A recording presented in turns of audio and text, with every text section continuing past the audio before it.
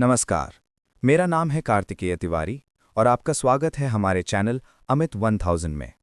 ये भी एक बड़ा हाई प्रोफाइल केस था और इस केस की सबसे खास बात ये थी कि ये बार बार सुर्खियों में रहा।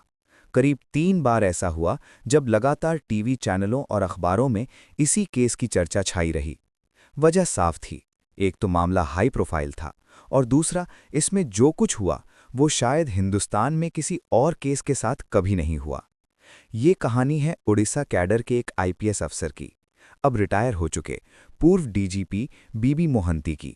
और ये कहानी है उनके बेटे विद्याभूषण मोहंती उर्फ बिट्टी मोहंती की।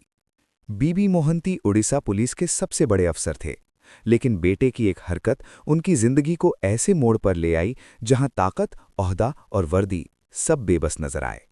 बिट्टी मोहंती पढ़ाई में तेज था। उसकी पढ़ाई के लिए उसे दिल्ली भेजा गया। साउथ दिल्ली के एक प्राइवेट इंस्टीट्यूट में वो एमबीए कर रहा था। इसी दौरान उसकी दोस्ती होती है एक 26 साल की जर्मन रिसर्च स्कॉलर से। दोनों एक ही इंस्टीट्यूट में पढ़ते थे। कहते हैं दोस्ती गहरी थी, कुछ लोग इसे प्यार भी कहते हैं, लेकिन पुख्ता सबूत नहीं थे। मार्च 2006 में वो जर्मन लड़की राजस्थान घूमने का प्लान बनाती है। 20 मार्च 2006 को दोनों अलवर पहुंचते हैं।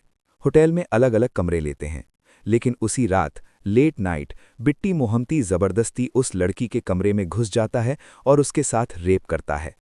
सुबह होते होते लड़की टूट चुकी थी। उसने जर्मनी में अपने परिवार को फ़ोन किया। परिवार ने तुरंत जर्मन एम्बेसी को सूचना दी। एम्बेसी के जरिए मामला अलवर पुलिस तक पहुंचा। बिट्टी समझ चुका था कि अब बचना मुश्किल है। वो होटल छोड़कर भाग जाता है, लेकिन 24 घंटे के भीतर अलवर रेलवे स्टेशन से पुलिस उसे पकड़ लेती है। गिरफ्तारी और फिर जेल। पुलिस के मुताबिक बिट्टी मोहंती ने जुर्म कबूल किया। उस वक्त उसकी उम्र थी सिर्फ 23 साल। मेडिकल रिपोर्ट आई, रेप की पुष्टि हुई। मामला फास्ट ट्रैक कोर्ट में गया और फिर हिंदुस्तान के इतिहास के सबसे तेज फैसलों में से एक। सिर्फ 9 दिनों में बिट्टी मोहंती को 7 साल की सख्त सजा और जुर्माना। लड़की वापस जर्मनी चली गई। बिट्टी अलवर जेल पहुंचा, लेकिन यहीं से कहानी ने नया मोड़ लिया। कुछ ही वक्त बाद बिट्टी को जयपुर सेंट्रल जेल ट्रांसफर कर दिया गया। दलील थी डिप्रेशन और बेहतर इलाज। 7 महीने बाद मां की तबीयत का हवाला देकर 15 दिन की पेरोल मिलती है। गारंटी देने वाला कोई और नहीं, खुद उसके पिता पूर्व डीजीपी बीबी मोहंती। लेकिन 15 दिन पूरे हुए और बिट्टी वापस नहीं लौटा। अब वो अपराधी नहीं, भगौड़ा था। पुलिस ने तलाश की, घर गए, माँ बाप से पूछताछ हुई।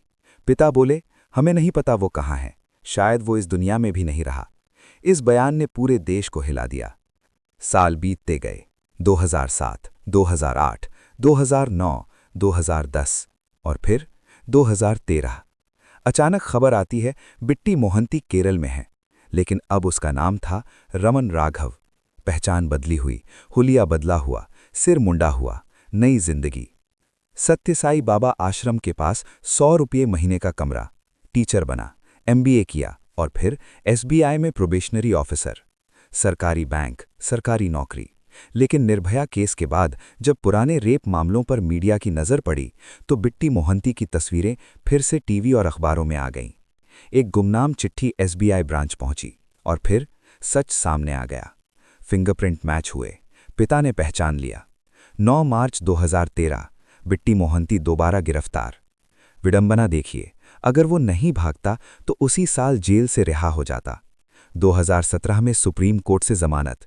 आज भी मामला अदालत में है। ये कहानी सिर्फ एक रेपिस्ट की नहीं, ये कहानी है सिस्टम की नाकामी की, पावर, पहचान और पहुंच की।